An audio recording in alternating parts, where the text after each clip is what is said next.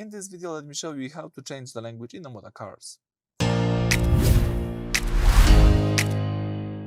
So at the very beginning, let's start by using the home screen. Let's use the apps icon. It's the second button from the left down corner. If you open the apps icon, you should see the all apps of your car.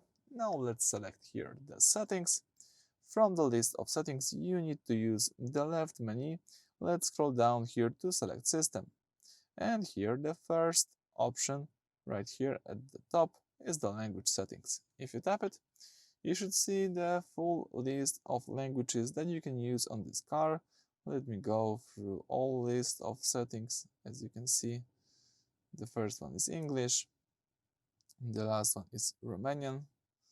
So if you'd like to change the language, let's just choose your language. In my case, for example, Spanish, tap OK.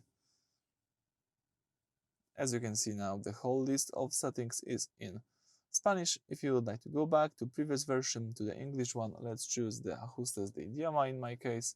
Select the first one, which is English, tap OK. And right now you've got the whole list of settings in English.